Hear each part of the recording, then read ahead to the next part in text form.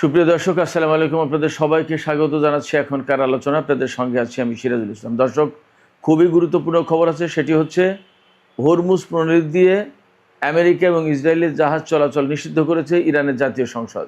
এ ব্যাপারে সংসদের একটি কমিটিতে প্রস্তাব পাশ হয়েছে। সেই ঘোষণা দিয়েছে ইরানের প্রেস টিভি থেকে শুরু করে আন্তর্জাতিক অনেক গণমাধ্যম।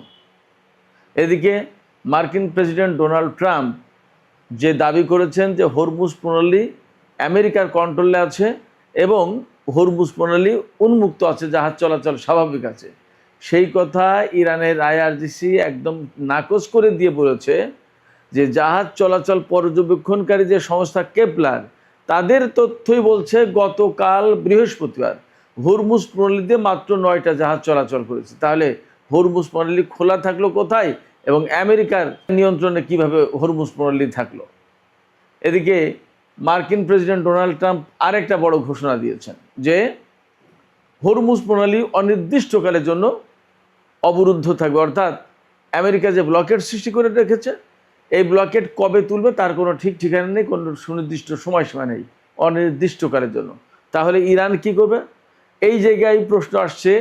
আজকে দুপুরের ভিডিওতে যেটা বলেছি, ইরানের সর্বোচ্চ নেতা ঘোষণা দিয়েছেন বা দিক নির্দেশনা দিয়েছেন যে ইরানের জন্য যদি প্রয়োজন হয় তাহলে মার্কিন বাহিনীর বিরুদ্ধে অভিযান চালাতে হবে। এই জায়গা থেকে মধ্যপ্রাচ্যে কি সংঘাত অনিবার্য হয়ে উঠছে, এই প্রশ্ন কিন্তু এখন বড় হয়ে দেখা দিচ্ছে। এপাশে রাশিয়া কিন্তু হরমুজ প্রণালী কেন্দ্রিক যে অচল অবস্থা, এই ব্যাপারে ইরানের প্রতি একেবারে পরিষ্কার সমর্থন দিয়েছে। রাশিয়ার পক্ষ থেকে বলা হয়েছে হরমুজ প্রণালীতে জাহাজ চলাচলের যে স্বাধীনতা ছিল সেটা নস্যাৎ করেছে, নষ্ট করেছে মার্কিন আগ্রাসন। ইরানের উপর মার্কিন আগ্রাসন চালানোর কারণে এই অচল অবস্থা তৈরি হয়েছে। এদিকে খুবই একটা মজার খবর আছে।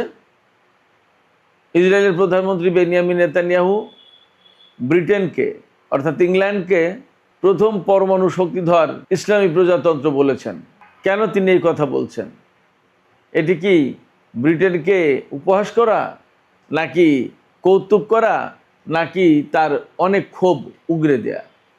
দর্শক, এতক্ষণ যে বিষয়গুলো বললাম, এই বিষয়গুলো নিয়ে একটু বিস্তারিত আলোচনার চেষ্টা করব। আশা করি আপনাদের ভালো লাগবে।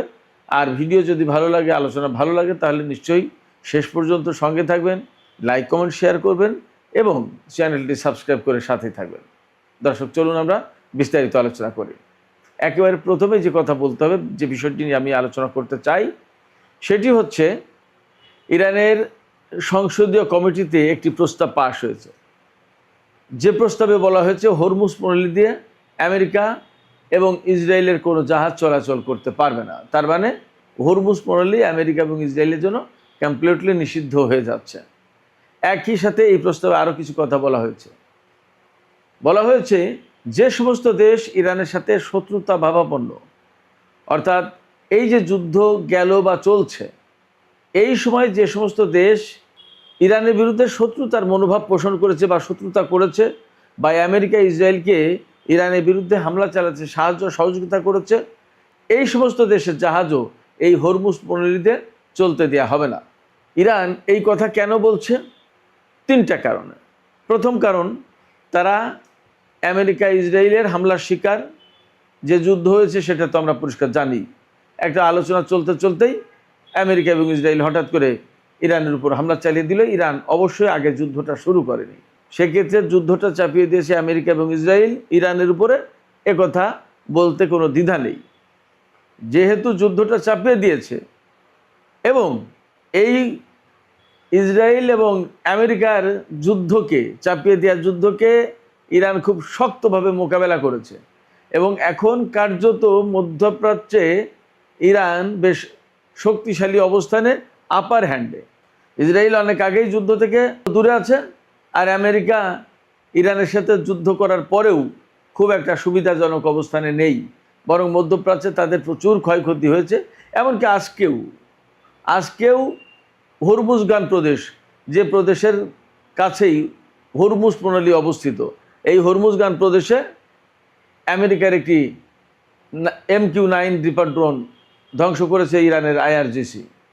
তো এই যে আমেরিকা ইসরায়েলের বিরুদ্ধে বা তাদের আঞ্চলিক যারা মিত্র ছিল তাদের বিরুদ্ধে ইরান শক্ত অবস্থানে থেকে যুদ্ধ করে এখন একটা আপার হ্যান্ডে আছে, ভালো অবস্থায় আছে। সেই জায়গা থেকে তারা তো একটু তাদের মতো করে সুবিধা আদায় করবে বা তাদের ইচ্ছা অনিচ্ছা কিছুটা বাস্তবায়নের চেষ্টা করবে। আমেরিকা এবং ইসরায়েলের জন্য হরমুজ প্রণালী যে বন্ধ করার কথা বলছে বা শত্রুতা ভাবাপন্ন যে সমস্ত দেশ তাদের জন্য হরমুজ প্রণালী বন্ধ করছে ইরান, তার দুটো কারণ বললাম। একটা হচ্ছে যে যেহেতু ইরান ভিকটিম যুদ্ধে এবং ইরান যেহেতু যুদ্ধ করে আপার হ্যান্ডে, অতএব তারা তাদের সুবিধাজনক অবস্থা এখন বাস্তবায়ন করবে, এটাই স্বাভাবিক। আর আরেকটা কারণ হচ্ছে ইরান যে কথা বলে আসছে যে হরমুজ প্রণালী যেহেতু তাদের ভূখণ্ডের সাথে লাগোয়া, এখানে আর আন্তর্জাতিক কোনো পানিসীমা নেই এবং বাকি অংশ ওমানের, অর্থাৎ ওমান এবং ইরানের ভাগাভাগি করে আন্তর্জাতিক কোনো পানিসীমা থাকে না। তার মানে ইরান এবং ওমানের পানিসীমা দিয়ে এই সমস্ত জাহাজ চলাচল করে। সেক্ষেত্রে তারা তো সিদ্ধান্ত নিতেই পারে পরিস্থিতি অনুযায়ী অন্তত যে তারা কার জাহাজ চলাচল করতে দেবে, কার জাহাজ চলাচল করতে দেবে না, কোন জাহাজ থেকে টোল নেবে, কোন জাহাজ থেকে টোল নেবে না, টোল আদৌ নেবে নাকি নেবে না, এই সমস্ত সব কিছু সিদ্ধান্ত তারা নিতে পারে। অন্তত বর্তমানে তাদের শক্তিমত্তা এ কথাই জানান দিচ্ছে। এবং সম্ভবত হরমুজ প্রণালী আটকে দিয়ে ইরান যে মধ্যপ্রাচ্যে একটা বড় শক্তি এবং বড় শক্তি হিসেবে আবির্ভূত হয়েছে তারও প্রমাণ এবং তারও নজির স্থাপন করার চেষ্টা করছেন। এখন ইরানের পক্ষ থেকে যে সিদ্ধান্ত নেওয়া হয়েছে যে হরমুজ প্রণালীতে আমেরিকা এবং ইসরায়েলের জাহাজ চলাচল করতে পারবে না এবং ইরানের সাথে যে সমস্ত দেশ বৈরী মনোভাব পোষণ করে, শত্রুতা পোষণ করে, তাদেরও জাহাজ চলতে দেওয়া হবে না। ব্যাপারটা যদি তাই হয় তাহলে কি দাঁড়াচ্ছে? একটা বিষয় হতে পারে যে প্রচণ্ড রকমের যুদ্ধ, অর্থাৎ জীবন মরণ লড়াই হবে মধ্যপ্রাচ্যে এই হরমুজের দখল নিয়ে। আর না হয় আমেরিকা, ইসরায়েল এবং অনেককে ইরানের কথা মতোই চলতে হবে, চুপ থাকতে হবে এবং কাউকে কাউকে এখান থেকে চলে যেতে হবে। কিন্তু কাউকে কাউকে এখান থেকে চলে যেতে হবে এই ব্যাপারটা খুব সহজ না, আমেরিকা সেটা খুব সহজে মানবে না। যার কারণেই তারা ঘোষণা দিচ্ছে যে হরমুজের উপরে অনির্দিষ্টকালের জন্য ব্লকেড থাকবে। হরমুজের উপর যদি ব্লকেড থাকে তাহলে ইরান স্বাভাবিকভাবেই রিয়াকশন দেখাবে, রিয়াক্ট করবে। তারা বলবে প্রণালী আমার, এখান থেকে কে যাবে কে যাবে না সেটা তো আমি সিদ্ধান্ত নেব, তুমি আমার উপরে আমার জাহাজ পরিচালনা করতে পারবো না, সেই নিষেধাজ্ঞা দেওয়ার কে? অতএব এখানে একটা সংঘাত অনিবার্য। এখন জানি না আগামী রোববারে ইসলামাবাদ সমঝোতা স্মারকের মেয়াদ শেষ হয়ে যাবে, আজকে শুক্রবার চলে যাচ্ছে। সেক্ষেত্রে ইরান এবং আমেরিকার মধ্যে প্রচণ্ড রকমের নতুন করে সংঘাত সৃষ্টি হতে যাচ্ছে, নাকি যেভাবে আছে এভাবেই চলতে চলতে চলতে একসময় সব কিছু স্বাভাবিক হয়ে যাবে, পরিষ্কার না। তবে আশঙ্কা আছে যুদ্ধ সংঘাতের। আমেরিকা যেহেতু সারা বিশ্বের এক নম্বর শক্তি হিসেবে নিজেদেরকে দাবি করে আসছে এত বছর, সেক্ষেত্রে এবং ইরানকে তারা অনেকটা তুচ্ছ-তাচ্ছিল্য করেছে, ইরানের উপরে হেন নিষেধাজ্ঞা নেই যা চাপিয়ে দেয়নি, ইরানকে কোণঠাসা করার জন্য, একঘরে করার জন্য এমন কোনো কর্মকাণ্ড নেই যা তারা করেনি। এত কিছুর পরে তারা এখন মধ্যপ্রাচ্যে ইরানের এই মাতব্বরি, তাদের প্রাধান্য, এগুলো কি আমেরিকা মেনে নিতে চাইবে, ইসরায়েল মেনে নিতে চাইবে? মনে হয় না। আর যদি মেনে নেয় তাহলে তো তাদের রাজনৈতিক মৃত্যু হবে, আমেরিকাকে এই অঞ্চল থেকে বিদায় নিতে হবে এবং ইসরায়েল তার অস্তিত্বের সংকটে পড়বে। এই জায়গা থেকে মোটামুটি একটা কনক্লুশনে আসা যায় যে যুদ্ধ, বড় রকমের যুদ্ধ অনিবার্য হয়ে উঠছে। আমেরিকা তার দখল ছাড়বে না বলে হরমুজ প্রণালীতে অনির্দিষ্টকালের জন্য ব্লকেট দিচ্ছে, আর ইরান বলছে হরমুজ প্রণালী আমাদের, এখানে ইসরায়েল এবং আমেরিকা যেতে পারবে না, জাহাজ চালাতে পারবে না। এই যে দুই শক্তির পরস্পর বিরোধী অবস্থান, এই অবস্থানের কারণে সংঘাত অনিবার্য হয়ে উঠছে।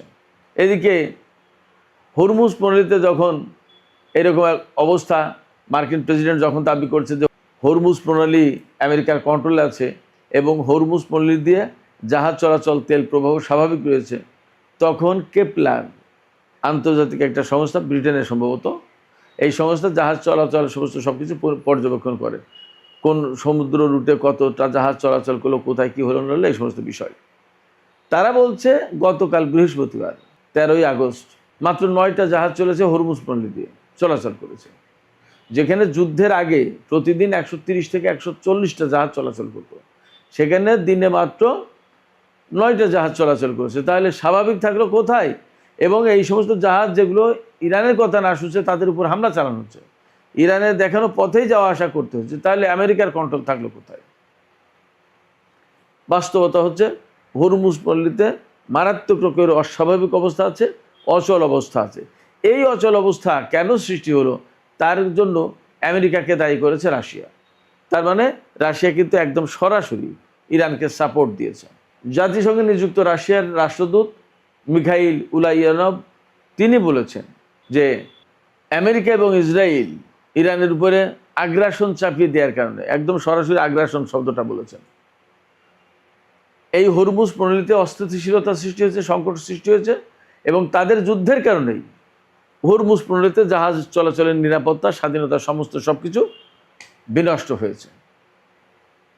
রাশিয়ার এই সমর্থনটা কিন্তু বিরাট বড় ব্যাপার। এর 3-4 দিন আগে কিন্তু চীনের প্রেসিডেন্ট শি জিনপিং বলেছেন হরমুজ প্রণালীতে ইরানের সার্বভৌমত্ব রয়েছে। রাশিয়া এবং চীন যখন এই বক্তব্য দিচ্ছে তখন কিন্তু ইরানের অবস্থান আরও বেশি শক্ত হচ্ছে এবং এর মানে কিন্তু একটা বড় রাজনৈতিক বার্তা রাশিয়া এবং চীনের পক্ষ থেকে। অর্থাৎ এই হরমুজকে কেন্দ্র করে ইরান এবং আমেরিকার মধ্যে যদি বড় কোনো সংঘাত হয় তাহলে সেই সংঘাতের বিপক্ষে রাশিয়া এবং চীন অবস্থান করছে, এটা পরিষ্কার করলো। পাশাপাশি এই হরমুজ প্রণালীর দখলে যদি না থাকে ইরানের, তাহলে কিন্তু চীনের স্বার্থ নষ্ট হয়ে যাবে, রাশিয়ার স্বার্থও তাই। সেক্ষেত্রে যদি বড় কোনো সংঘাত শুরু হয় আর যদি প্রয়োজন হয় চীন এবং রাশিয়ার সমর্থন, প্রয়োজনে সামরিক সমর্থন, তাহলে হয়তো তারা দিতে প্রস্তুত। সেই বার্তাও মনে হয় এই কথার ভিতর দিয়ে বেইজিং এবং মস্কো নিশ্চিত করলো। এদিকে হরমুজ প্রণালী নিয়ে যখন এরকমের টান টান উত্তেজনা, কার দখলে থাকবে হরমুজ প্রণালী সেটা নিয়ে যখন নানামুখী তৎপরতা, তখন আরও দুটো খবর এসেছে। একটা খবর হচ্ছে ইরানের হরমুজগান প্রদেশে একটা মার্কিন MQ-9 রিপার ড্রোন ভূপাতিত করেছে IRGC। খেয়াল করুন, তার মানে ইরানের ভূখণ্ডের ভিতরে আমেরিকা ড্রোন প্রবেশ করানোর চেষ্টা করেছে। এই ড্রোনের মূল লক্ষ্য ছিল গোয়েন্দা তথ্য সংগ্রহ করা। তো আমেরিকা যদি ইরানের ভেতর থেকে গোয়েন্দা তথ্য সংগ্রহ করার চেষ্টা করে, তার মানে হচ্ছে ইরানের বিরুদ্ধে তারা হামলার পরিকল্পনা করছে, হামলার জন্য প্রয়োজনীয় তথ্য সংগ্রহের চেষ্টা করছিল। সেই ড্রোন ভূপাতিত করেছে ইরানের IRGC এবং IRGC এই যে ড্রোন ভূপাতিত করলো, তার মানে হচ্ছে IRGC সদা প্রস্তুত। এবং এর সাথেই সম্ভবত রিলেট করা যাচ্ছে ইরানের সর্বোচ্চ নেতা আয়াতুল্লাহ সাইয়েদ মুস্তফা খামেনি যে নির্দেশনা দিয়েছেন যে আমেরিকার বিরুদ্ধে যদি প্রয়োজন হয় তাহলে ইরানের সামরিক বাহিনী যেন অভিযান শুরু করে। এই নির্দেশনার সাথে কিন্তু এই ড্রোন ভূপাতিত করার ঘটনা মোটামুটি অনেকটা মিলে যাচ্ছে। এবং আজকে কিন্তু শুক্রবার চলে যাচ্ছে, আমেরিকায় ছুটির দিন শুরু হচ্ছে শনি এবং রবি। এই যে সপ্তাহের শেষ, অবশ্যই ইসলামাবাদ সমঝোতা স্মারক এর যে মেয়াদ, সেই মেয়াদ কিন্তু রোববার শেষ হয়ে যাবে। আবার আমেরিকা কিন্তু মধ্যপ্রাচ্যে বিমান বাহিনীর সদস্যদের জড়ো করছে, এমন খবর গতকালকে দিয়েছিলাম। এইরকম একটা প্রেক্ষাপটে মনে হচ্ছে, একটা আশঙ্কা তৈরি হচ্ছে যে শনি রবি যে কোনো দিন, এমনকি আজকের রাতের পরেই ইরানের সাথে আমেরিকার নতুন করে সংঘাত শুরু হলেও হতে পারে, অসম্ভব কিছু না। এদিকে সেনকমের প্রধান অ্যাডমিরাল ব্র্যাড কুপারের সাথে সৌদি যুবরাজ মোহাম্মদ বিন সালমান বৈঠক করেছেন। এই বৈঠকে কি কথা হয়েছে তা পরিষ্কার না জানা গেলেও মোটামুটি এই কথা জানা গেছে যে আঞ্চলিক নিরাপত্তা ইত্যাদি ইত্যাদি, যুদ্ধ পরবর্তী বর্তমান যে অবস্থা, এই সমস্ত নিয়ে আলোচনা হয়েছে। সম্ভবত ডোনাল্ড ট্রাম্পের পক্ষ থেকে ব্র্যাড কুপার সৌদি যুবরাজদের সাথে বৈঠক করেছেন। এই যে তুরস্ক, পাকিস্তান এবং সৌদি আরবের ভেতরে যে নিরাপত্তা চুক্তি হলো, মক্কা চুক্তি হলো, এই ব্যাপার হয়তো আরও কিছু বিষয় নিয়ে আলাপ আলোচনা করেছেন। যেহেতু এই মক্কা চুক্তির মধ্য দিয়ে এমন একটা পরিবেশ তৈরি হয়েছে যেখান থেকে মধ্যপ্রাচ্যের দেশগুলো মার্কিন নিরাপত্তা ছাতার আওতা থেকে বেরিয়ে যাওয়ার পথ খুঁজছে বা সেই পথ তৈরি করেছে। এইরকম একটা জায়গা থেকে সম্ভবত আমেরিকা সৌদি আরবের সাথে আলাপ আলোচনা করছে, পরিস্থিতি কি, ব্যাপারটা কি, এবং আসলে তাদের ভবিষ্যৎটা কি, সৌদি আরব কি করতে চায়। সৌদি আরব যদি আমেরিকার সেনাদের না রাখে তাহলে আমেরিকার সেনাদের এখানে থাকার কোনো স্কোপ নেই। সুপ্রিয় দর্শক, আলোচনা শেষ করব, একদম সংক্ষেপে একটা বিষয় বলি। ইসরায়েলের প্রধানমন্ত্রী বেনিয়ামিন নেতানিয়াহু তিনি ব্রিটেনকে প্রথম পরমাণু শক্তিধর ইসলামী প্রজাতন্ত্র বলে কৌতুক করেছেন বা হাস্যরস করেছেন বা ব্রিটেনকে ইনসাল্ট করেছেন, যাই বলেন। কেন করেছেন তিনি, এটা হলো আসল কথা। পশ্চিম তীরে ইসরায়েলের উগ্রপন্থী বসতি স্থাপনকারীরা ফিলিস্তিনের জনগণকে অবরুদ্ধ করে রাখছে, মারছে, ধরছে, যা খুশি তাই করছে। এমনকি কোনো কোনো বাড়ি ঘেরাও করে রাখছে, সেই সমস্ত বাড়ির লোকজন বের হতে পারছে না। এই উগ্রবাদী ইহুদিদেরকে সরাতেও পারছে না ইসরায়েলের সেনারা। ইসরায়েলের গণমাধ্যমে সমস্ত খবর আসছে। এরকম অবস্থায় ব্রিটেন নিন্দা জানিয়েছে এই ইসরায়েলের উগ্রবাদী বসতি স্থাপনকারীদের এবং কারো কারো বিরুদ্ধে নিষেধাজ্ঞা আরোপ করেছে যে এই উগ্রবাদী ইহুদিরা ব্রিটেনে প্রবেশ করতে পারবে না। এটা ইউরোপের অনেক দেশেই করে, এমনকি আমেরিকায়ও করেছিল এই জো বাইডেনের সময়। এই এরকম একটা প্রেক্ষাপট থেকে নেতানিয়াহু বলছেন, ইনসাল্ট করে ব্রিটেনকে, যে প্রথম পরমাণু শক্তিধর ইসলামী প্রজাতন্ত্র, তার মানে ফিলিস্তিনি মুসলমানদের পক্ষে তারা অবস্থান নিয়েছে ইহুদিদের বিপক্ষে গিয়ে। এবং যেহেতু ব্রিটেনের হাতে পরমাণু শক্তি রয়েছে, পরমাণু অস্ত্রধারী দেশ ব্রিটেন, সেই জন্য এই কথা বলছে। ইরান এর ভিতর দিয়ে কিন্তু বেসিক্যালি ইরানকেও একটা ইঙ্গিত করা হয়েছে। তো যাই হোক তাই হোক, ফ্যাক্ট হচ্ছে যে সারা বিশ্বেই ইসরায়েলের বিরুদ্ধে আসলে মনোভাব তৈরি হচ্ছে এবং ফিলিস্তিনি নিপীড়িত নির্যাতিত ফিলিস্তিনিদের পক্ষে মতামত তৈরি হচ্ছে, তাতে কোনো সন্দেহ নেই। আমরা অপেক্ষা করি, দেখা যাক ফিলিস্তিনি এই সংকটের শেষ কোথায়। সুপ্রিয় দর্শক, আলোচনা শেষ করব। আলোচনা শেষের আগে আপনাদের কাছে আপনাদের মতামত জানতে চাই। এই যে হরমুজ প্রণালী কেন্দ্রিক যে সমস্ত সিদ্ধান্ত হলো, ইরান যে সিদ্ধান্ত নিল যে হরমুজ প্রণালী দিয়ে আমেরিকা এবং ইসরায়েলের কোনো জাহাজ চলতে পারবে না, শত্রু ভাবাপন্ন দেশগুলোও জাহাজ পরিচালনা করতে পারবে না, এতে কি নতুন করে সংঘাতের আশঙ্কা তৈরি হলো, নাকি এই চাপে পড়ে আমেরিকা মধ্যপ্রাচ্য ছাড়তে বাধ্য হবে? কি মনে হয়?